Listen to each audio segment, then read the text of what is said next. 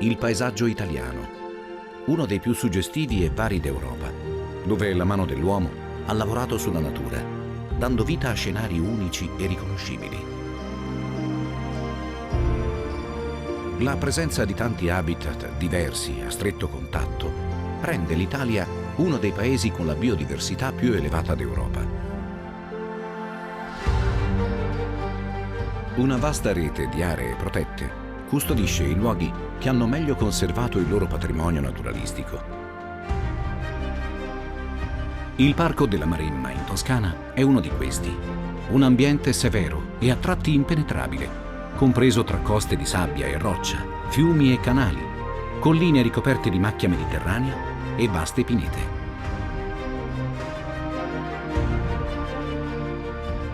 È qui che due naturalisti e videooperatori hanno registrato, nell'arco di 3 anni, le immagini che raccontano 4 stagioni dense di storie naturali. Sequenze emozionanti, a volte mai filmate prima, che documentano le drammatiche sfide affrontate in ogni stagione da prede e predatori per raggiungere l'obiettivo che ne regola l'esistenza: sopravvivere per riprodursi.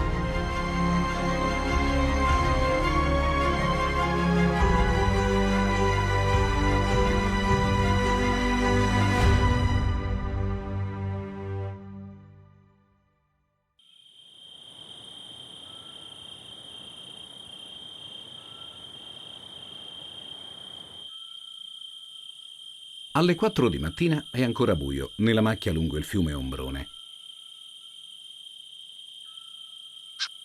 Solo la luce della luna piena consente di cogliere qualche dettaglio.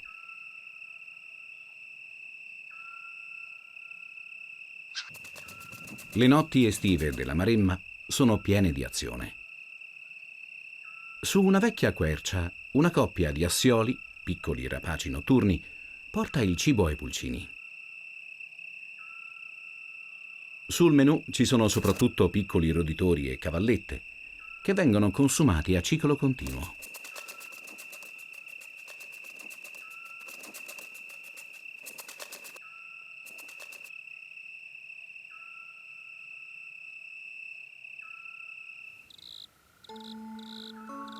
Durante il giorno, il sole cocente ha prosciugato buona parte delle pozze. Le raccolte d'acqua rimaste attirano una processione di animali assetati, soprattutto daini.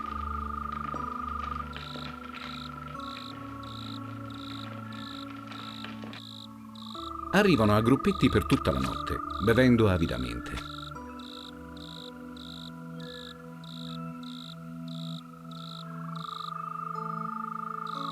In poche ore anche questa piccola pozza viene completamente svuotata e ai ritardatari non rimane che sperare di trovare acqua altrove.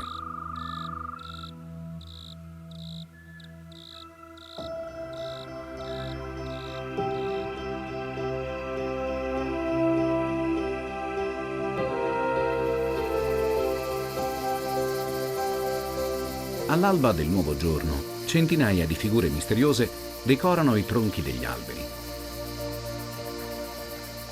Sono le esuvie delle cicale, ciò che resta delle larve dopo la muta. Durante la notte sono uscite dal terreno e si sono aggrappate a una pianta per compiere la metamorfosi. L'adulto, morbido e fragile, ha bisogno di qualche ora per indurire la corazza.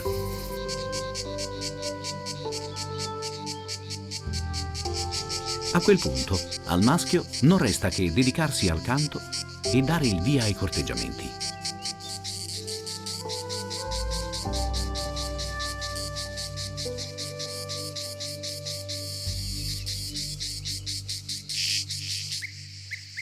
Le cicale volano bene, ma il cielo estivo è un luogo pericoloso.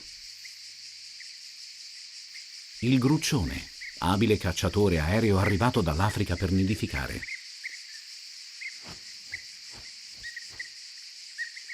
Partendo dai posatoi, cattura i grandi insetti al volo con sorprendenti prodezze.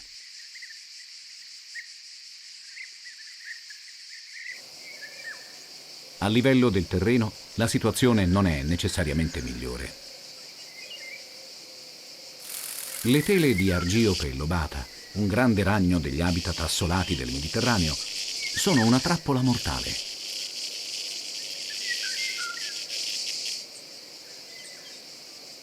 Solo quando la vittima è neutralizzata, il ragno si avvicina e morde.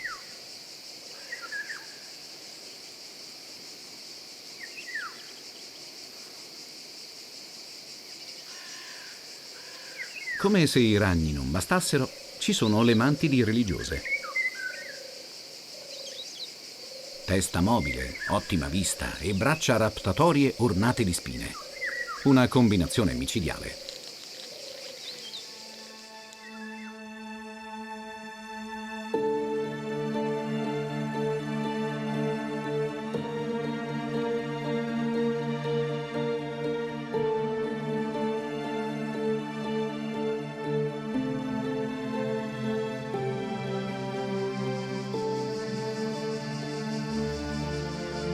Al margine di boschi e pinete si estende il regno delle ampie praterie.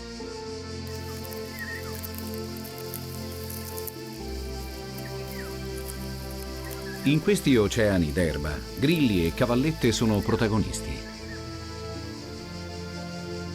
Come il grillo Ethippiger zelleri, una specie minacciata, endemica della fascia costiera della Maremma.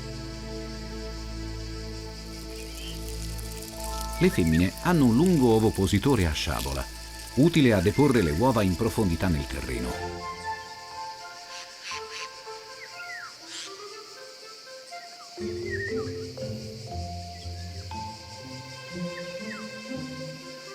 Nell'estate di annate particolari, questi insetti possono raggiungere densità molto elevate.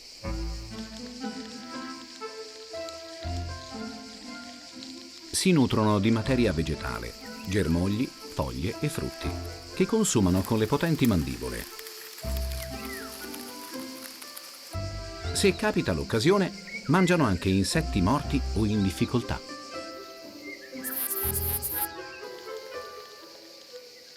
I suoni sono prodotti grazie allo sfregamento di parti mobili del torace.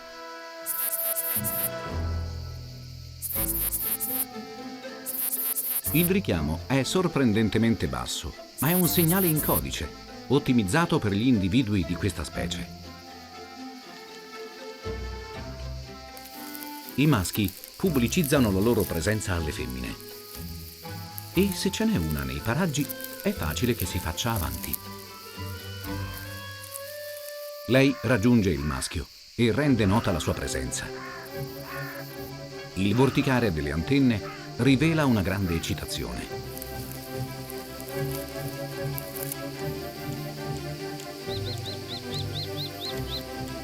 Poi avviene qualcosa di davvero singolare. Dall'addome il maschio emette una grande massa di sostanza bianca che aderisce alle estremità della femmina. È la spermatofora, un corpo protettivo che contiene il suo seme. Sorprendentemente, la compagna consuma subito una parte di questo singolare dono nuziale.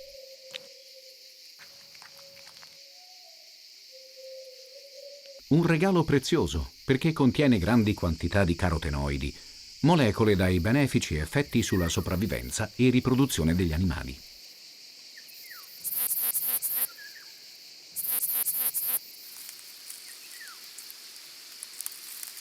Alla fine, per il pretendente, è un buon investimento. Le femmine in salute, infatti, producono una discendenza più numerosa, quella del maschio che le ha fecondate e saziate.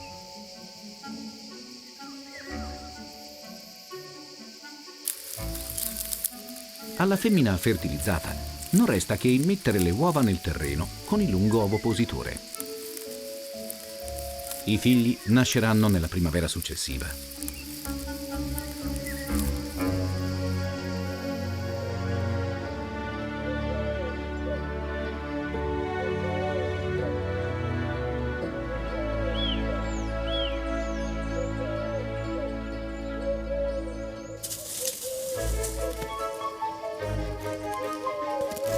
In piena estate, i cuccioli delle volpi sono cresciuti e completamente svezzati.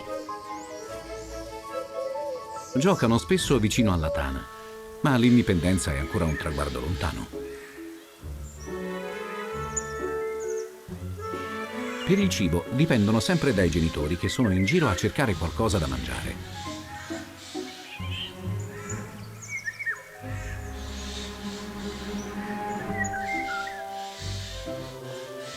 Il padre è una vera autorità. Con lui i piccoli sono molto rispettosi. Hanno anche comportamenti di sottomissione quando lo incontrano.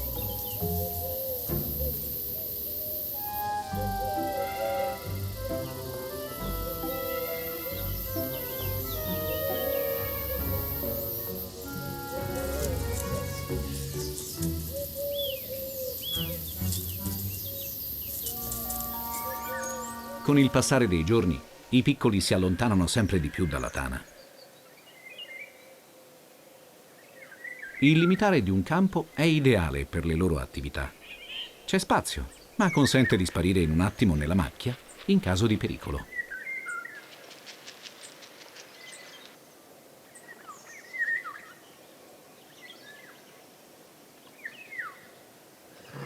Ma il gioco, soprattutto nei giovani carnivori, è molto importante. Aiuta a coordinare meglio certe sequenze di azioni. Agguato, salto, morso, che hanno una forte componente innata.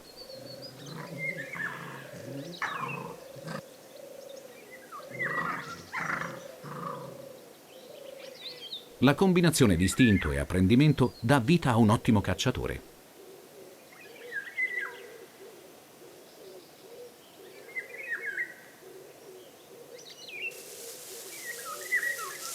Dopo tutta questa attività, un po' di riposo è meritato. Ma basta poco per riprendere il gioco.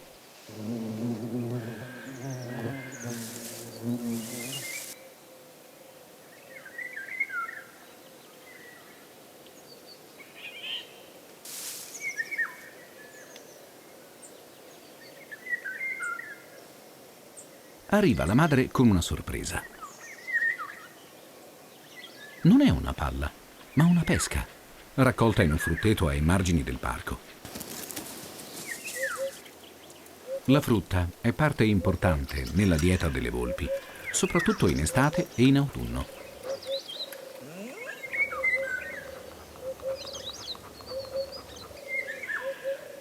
La madre è sfinita dal caldo e dalla fatica. Il cibo in questo momento non basta mai, perché i cuccioli sono ormai cresciuti, ma ancora troppo inesperti. Manca poco, comunque. Ancora qualche giorno di impegno.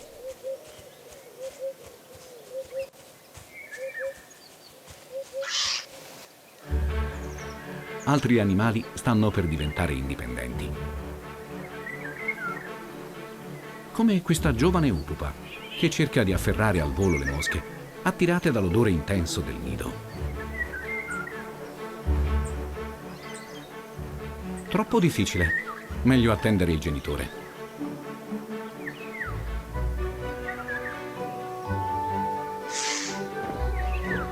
L'adulto è un uccello magnifico, simbolo della macchia mediterranea, cacciatore di insetti e ragni. La cresta maestosa e le barrature sulle ali consentono di riconoscerlo al volo.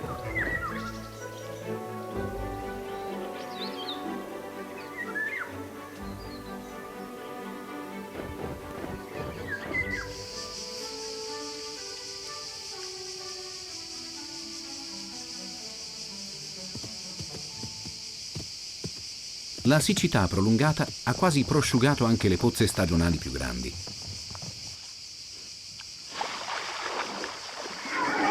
Da bravi grufolatori, i cinghiali hanno trovato il prezioso liquido scavando nel fango. Ma sono le vasche artificiali per le vacche, la vera salvezza nella maremma estiva. Attirano una grande varietà di specie. A cominciare dalle api, che sono in piena attività e quindi molto assetate. Il pericolo maggiore è in questo caso un loro parente, il calabrone. Mosche, api e piccoli insetti sono nel suo menù estivo.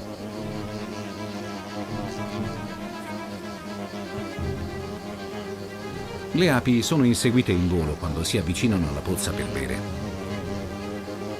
Il calabrone è potente, ma le api manovrano con maggiore facilità. Il cacciatore sembra aver individuato un insetto. Niente, falso bersaglio.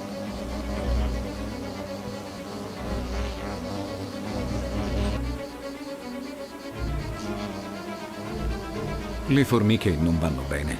Il loro sapore è sgradevole.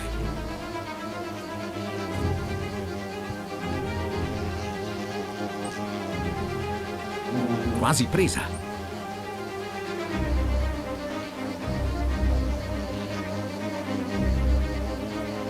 Le api evitano gli attacchi serpeggiando. A bassa velocità hanno un indubbio vantaggio sul calabrone.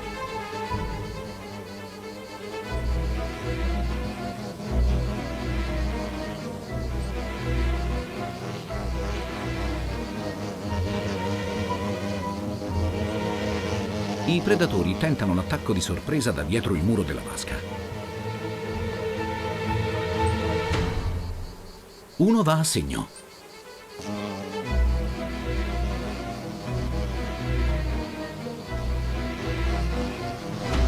Un altro, direttamente al volo.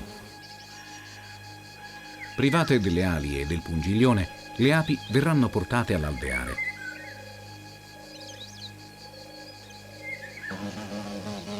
Anche i predatori possono diventare vittime nell'attività di caccia.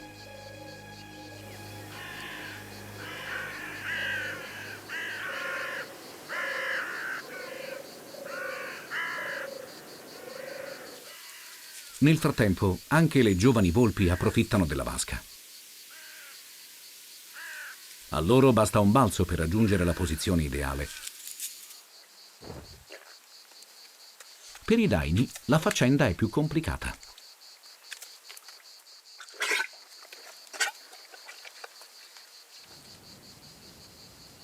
Ogni individuo ha un suo metodo.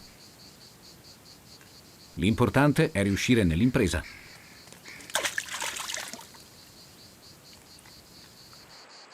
La sete fa arrivare anche i lupi.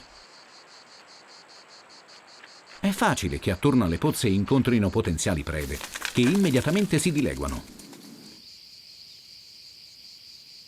Questa volta però un capriolo sembra non aver colto la minaccia. Anche il lupo appare interdetto, ma appena l'erbivoro si muove, l'istinto del cacciatore ha il sopravvento.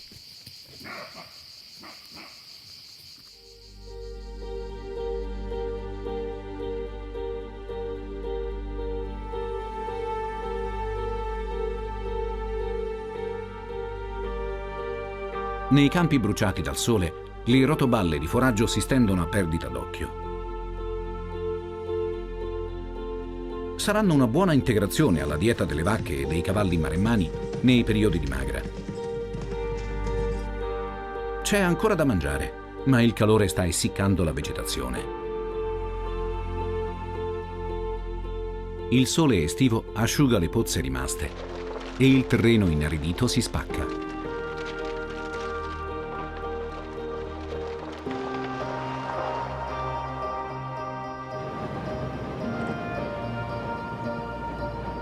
Luoghi che a primavera erano ricchi di acqua appaiono come una distesa semidesertica.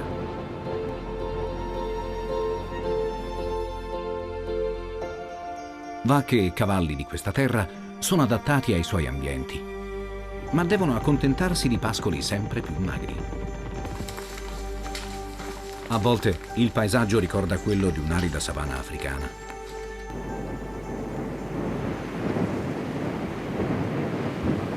La differenza di temperatura tra masse di aria genera raffiche di vento torrido a livello del terreno.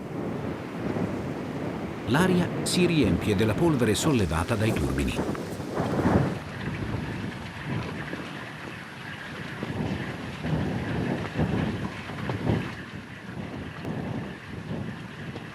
Per loro fortuna, vacche e cavalli hanno chi bada a loro. Quando sentono a distanza il rumore del trattore, si affrettano per raggiungere i butteri che portano loro foraggio fresco.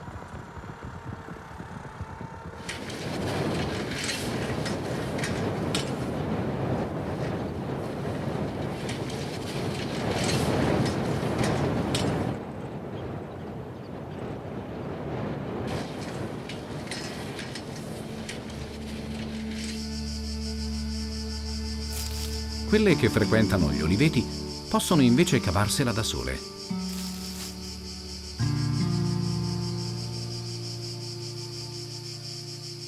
I daini cercano di imitarle, ma sono più bassi. I maschi hanno però trovato un ottimo espediente. Da animali intelligenti, quali sono, hanno imparato a impiegare il loro grande palco come strumento per staccare le fronde.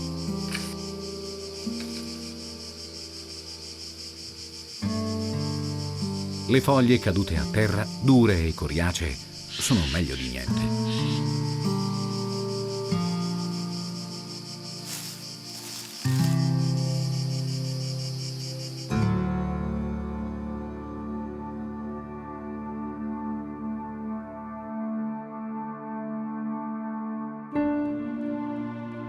La combinazione di siccità e parassiti ha danneggiato diversi pini. Anche altri sempreverdi, come i lecci, si stanno spogliando a causa della mancanza di acqua.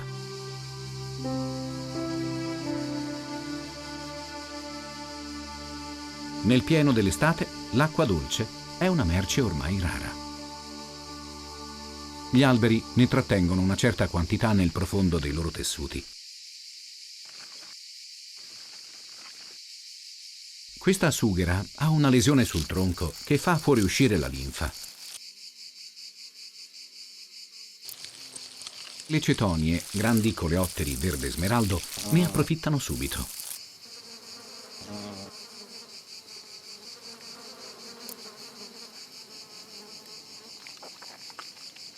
C'è anche una falena, travestita da vespa. Si tratta di una specie innocua, che trova protezione dalla somiglianza con l'insetto munito di pungiglione. Un bluff clamoroso.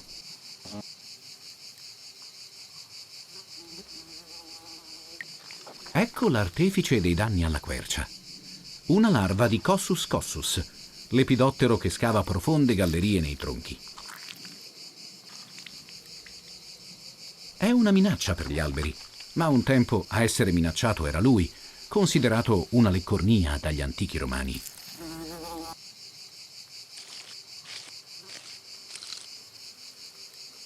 Il lavoro svolto dal bruco a spese della quercia attira altri commensali.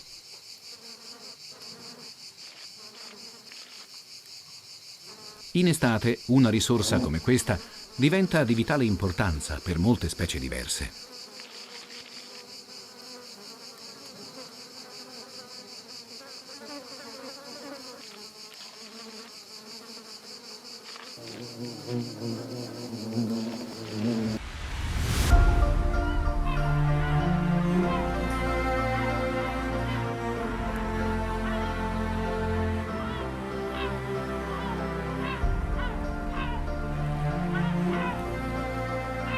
Fortunatamente l'acqua non manca nel fiume Ombrone e nei canali circostanti. I tratti più placidi sono movimentati dal volo continuo delle libellule. Abili volatrici, campionesse nella cattura di piccole prede in aria, comprese moltissime zanzare.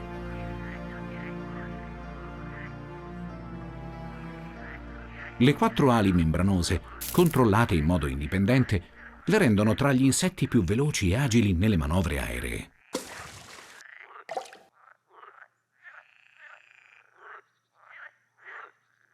Il fiume sostiene anche diverse specie di uccelli. Aironi e cormorani sono tra i più abbondanti. Oltre alle folaghe, naturalmente.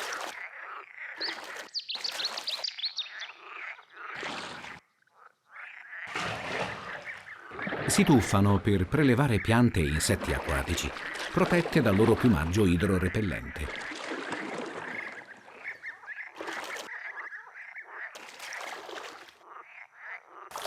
Le zampe, parzialmente palmate, le aiutano nel nuoto, ma garantiscono anche una discreta presa sui rami.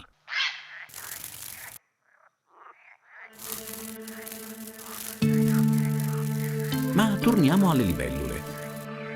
Nel pieno dell'estate sono più numerose che mai. Sono veloci e per prenderle serve la tecnica giusta.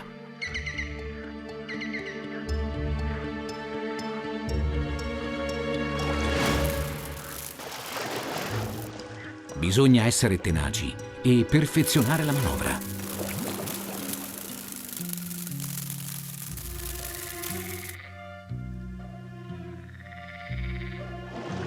Finalmente a segno, ma si può fare meglio.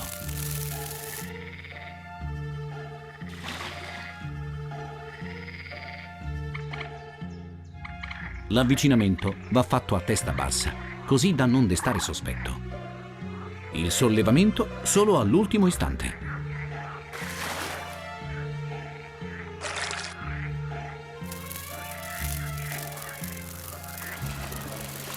Si tratta di un comportamento affascinante, molto difficile da osservare.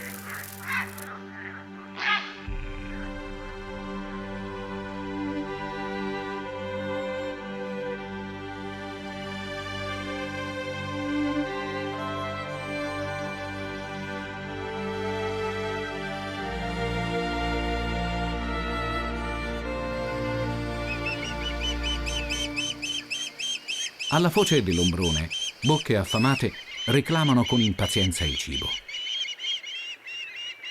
In estate inoltrata, i giovani di falco pescatore hanno già lasciato il nido, ma si affidano ancora ai genitori per il nutrimento.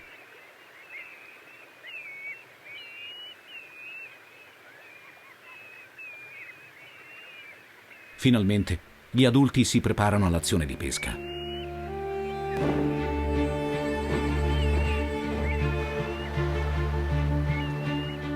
Uno dei due pattuglia dall'alto la costa, cercando di individuare i banchi di pesci. Poi scende come una freccia.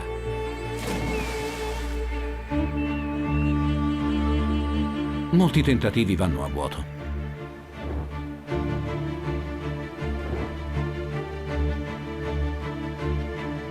Ancora. La manovra è fantastica, ma manca il bottino.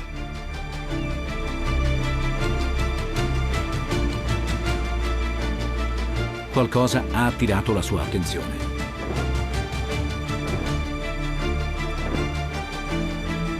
Tre cefali vicino alla superficie.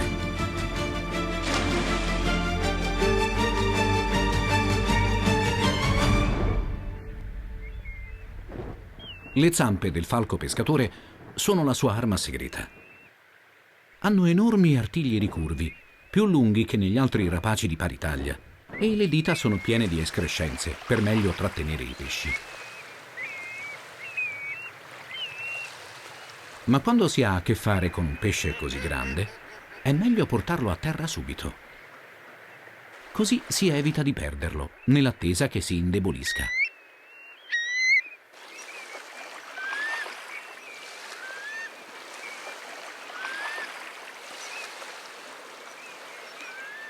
Purtroppo per i giovani, chi ha pescato non è un loro genitore. Infatti, invece di tornare al nido, si posa a mangiare su un albero. Gazze e cornacchie sono sempre pronte a cogliere queste occasioni, ma il falco non ci sta.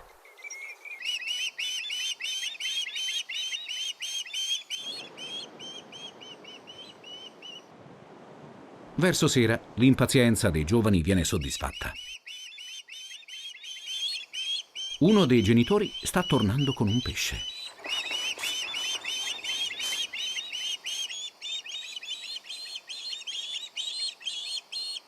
Una lunga serie di richiami accoglie il padre in arrivo con il premio.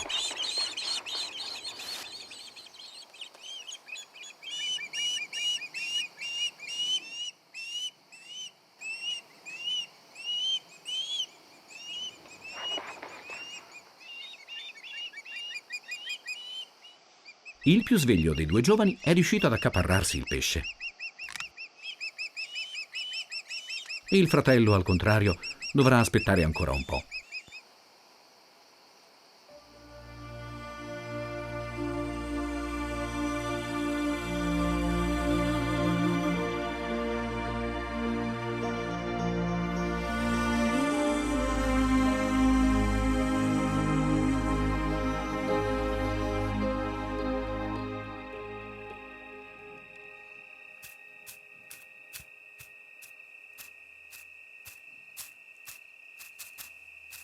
Dopo il crepuscolo, un lupo sta andando ad alimentare la riserva di cibo per i cuccioli. Uno dei tre piccoli è già lì.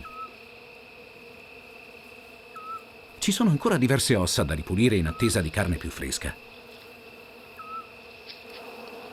La carcassa ha però attirato numerose vespe e il piccolo lupo pare non gradire le loro punture.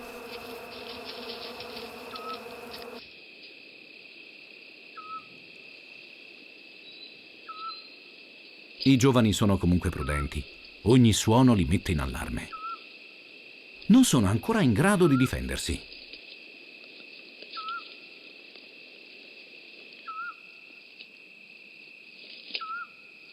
I lupi tornano più volte a spolpare le vecchie carcasse.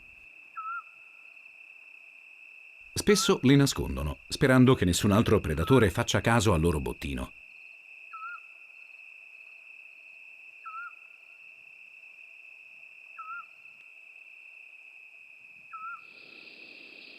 Arrivano anche i fratelli.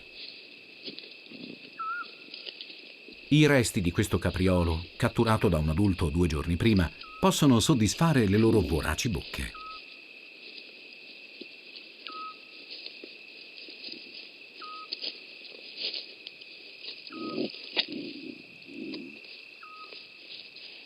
Uno dei tre sente un odore non familiare, un odore che lo intimorisce. Ma forse è soltanto una sensazione. Gli altri animali si tengono alla larga dalla zona.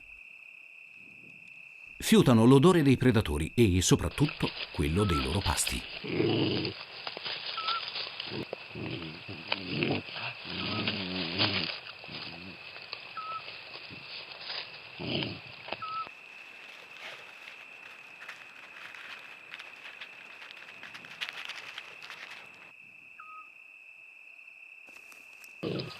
C'è ancora qualcosa che allarma i piccoli lupi e li tiene sulle spine.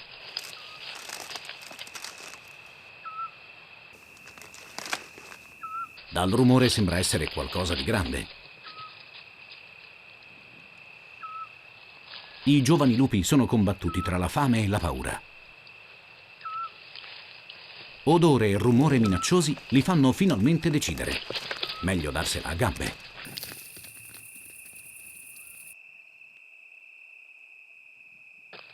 Ma è soltanto un enorme maschio di cinghiale, attirato dall'odore della carcassa.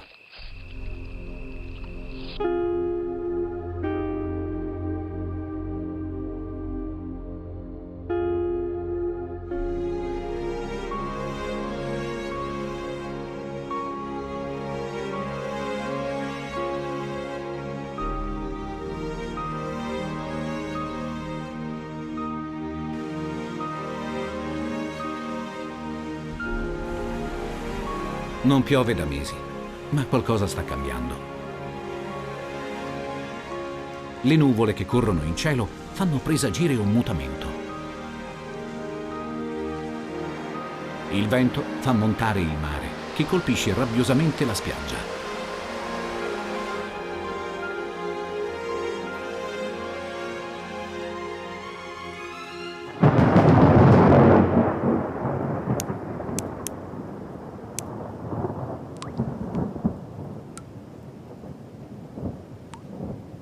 Finalmente, le prime gocce di acqua.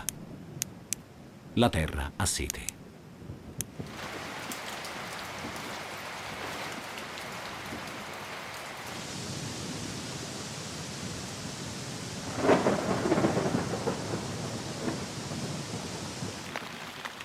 Come spesso accade in estate, Si tratta di un fenomeno intenso, ma di breve durata. Dopo nemmeno un'ora il sole torna a splendere.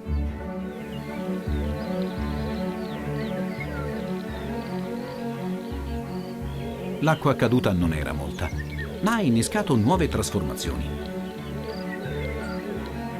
Le formiche mietitrici si preparano per il volo nuziale. Centinaia di maschi e potenziali regine alate si sollevano in aria per accoppiarsi e tentare di fondare nuove colonie.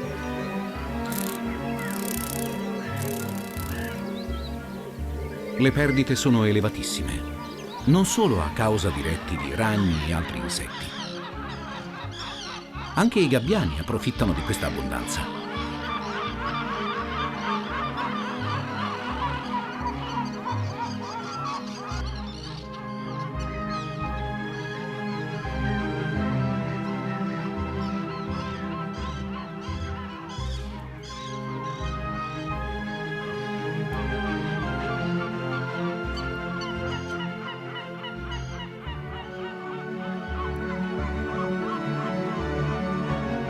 Un gheppio riesce addirittura a catturarle con gli artigli. Questa regina è in qualche modo sopravvissuta agli attacchi, ma ha perso un'ala. Scesa a terra, potrebbe ora deporre le sue prime uova. Ma qui c'è già una regina con la sua colonia di formiche, che non ne apprezza la presenza e la allontana.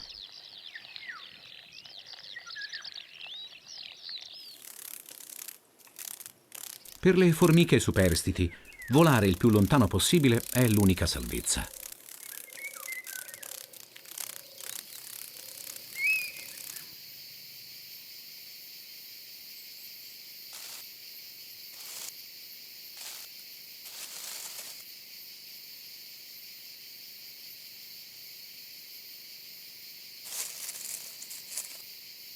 Il giovane biancone è ormai pronto a lasciare il nido. Il suo piumaggio è quasi completo, ma lui non è ancora indipendente. I suoi genitori sono sempre in cerca di prede, come questa vipera comune in esplorazione nel sottobosco. Non è un serpente di grande taglia, meno di 60 centimetri. A un giovane biancone ne occorrono un paio al giorno di queste dimensioni.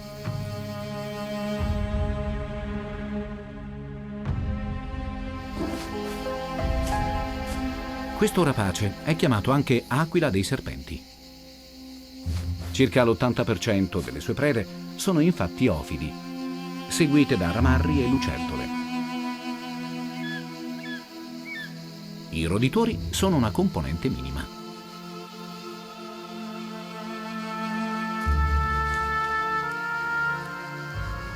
Per essere efficiente, la vipera ha bisogno di scaldarsi al sole regolarmente, portandosi in campo aperto.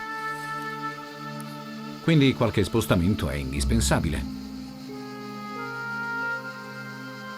In ogni caso, il serpente così esposto sta rischiando parecchio. Il rettile però ha un colpo di fortuna. Il biancone sta cacciando nel territorio di un lodolaio, un falco simile al pellegrino.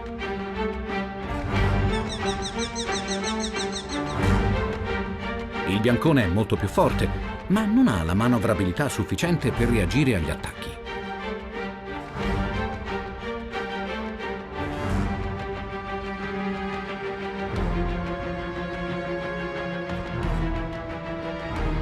La vipera, inconsapevole della battaglia aerea sopra di lei, è stata graziata e raggiunge incolume il suo rifugio nel tronco di un albero.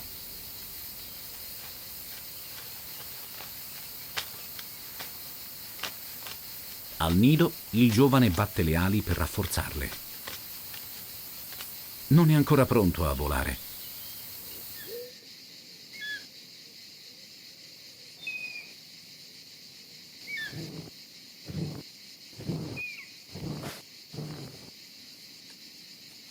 Uno dei genitori arriva con un rametto per sistemare il nido. Il piccolo non sembra molto contento. Sicuramente sperava in qualcosa di meglio.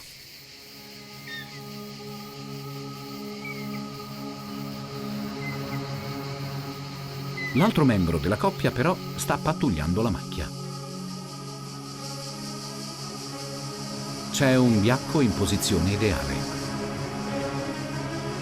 L'aquila studia la preda, poi scende con decisione.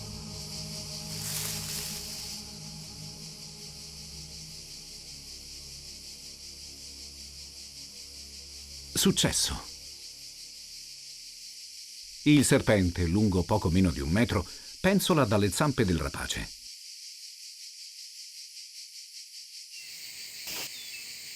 Come per tutti i rapaci diurni, la vista del biancone è sviluppatissima. Grazie all'elevato numero di fotorecettori presenti nei loro occhi e a una sorta di teleobiettivo incorporato, può distinguere la preda da centinaia di metri di distanza.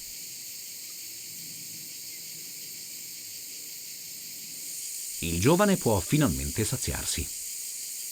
Ormai a mangiare è velocissimo. Per il genitore non c'è tempo da perdere. Si torna subito in azione.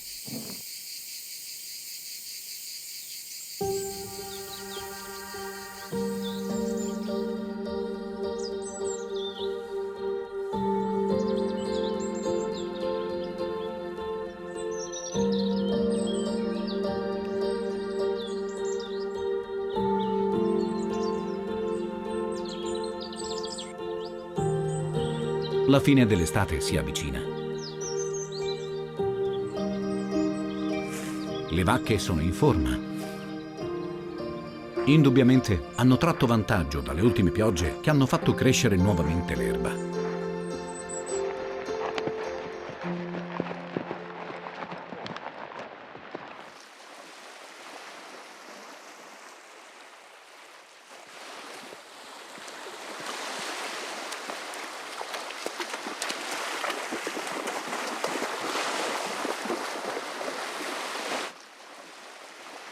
I butteri, i pastori a cavallo della Maremma, sono sempre all'opera sui loro versatili cavalli. A causa della siccità, questa estate il loro impegno è stato particolarmente gravoso.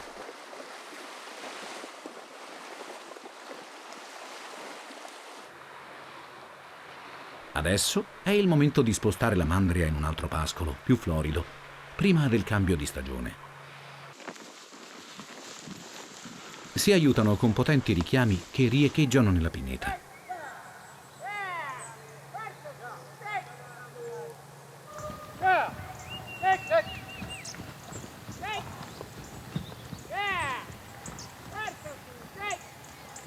Sono suoni ancestrali che ricordano il loro passato perduto nella notte dei tempi, quello dell'antico popolo etrusco.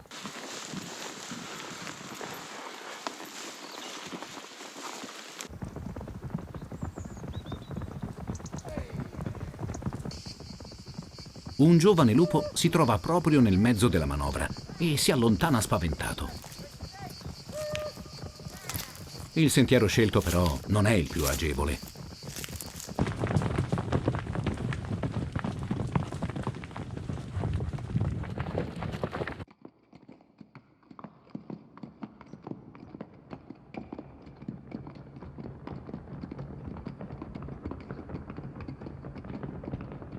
Spostare centinaia di capi richiede un grande impegno.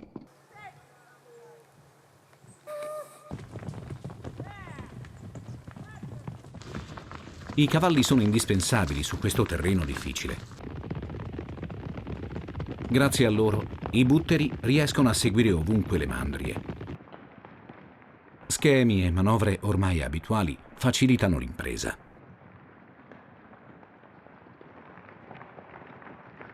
Un solo uomo di esperienza può condurre da solo decine di vacche.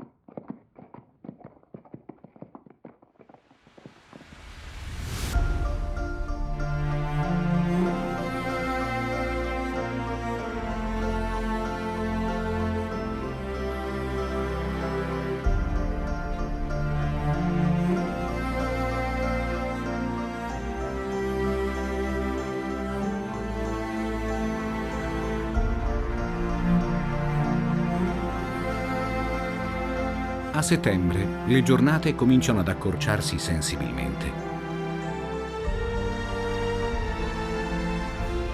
I colori si fanno più caldi e l'umidità si riduce. La temperatura si addolcisce e nell'aria già si sente odore di cambiamento. Con l'autunno alle porte arrivano anche i migratori. E qualcuno li sta aspettando. Il falco pellegrino, uno specialista nella cattura degli uccelli in volo.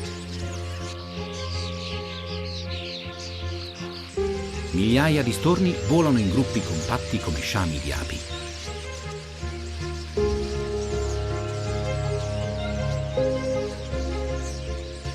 All'arrivo del rapace, gli stormi si allungano e si comprimono, come percorsi da un'onda.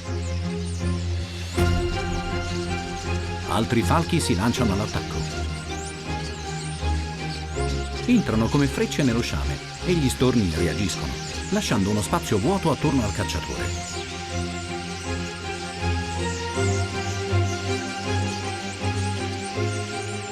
Studi recenti indicano che ogni individuo osserva quello che fanno i 5-6 che lo circondano. Se il pellegrino si avvicina, gli storni in traiettoria si spostano, spingendo i vicini a fare altrettanto in modo automatico.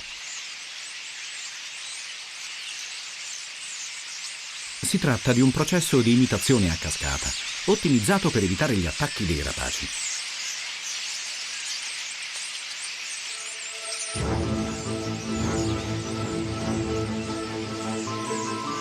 La densità di prede richiama altri cacciatori, meno specializzati.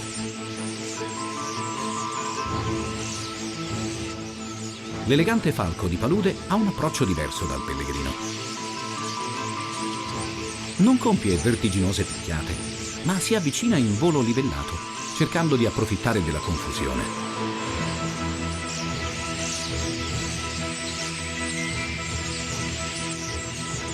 Si aggiungono anche le albanelle, parenti stretti del falco di palude.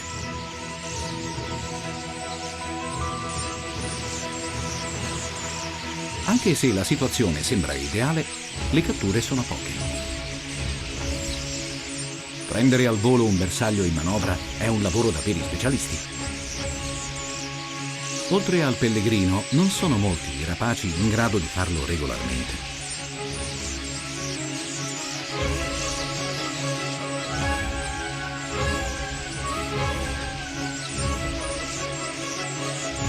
Gli attacchi agli storni posati rappresentano un'altra possibilità, ma la percentuale di successo aumenta di poco.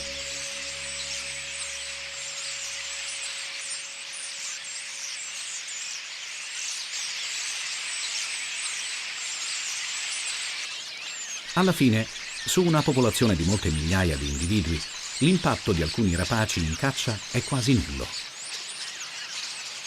La disponibilità di cibo nell'aria è il vero fattore limitante per le dimensioni dello stormo.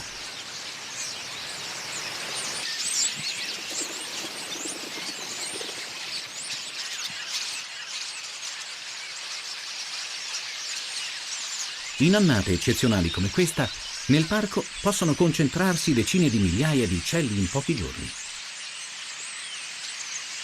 Si muovono continuamente, riempiendo l'aria con i loro richiami.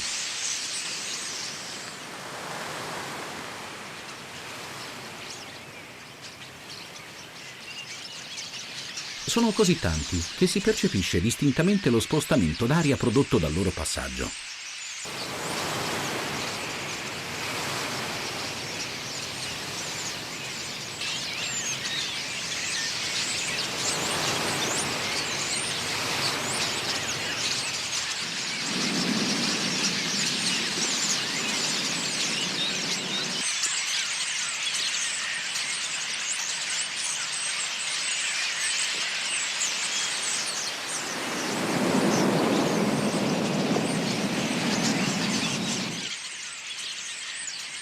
A fine giornata, come rispondendo a un misterioso comando, l'intero stormo si invola per raggiungere il luogo dove trascorrere la notte.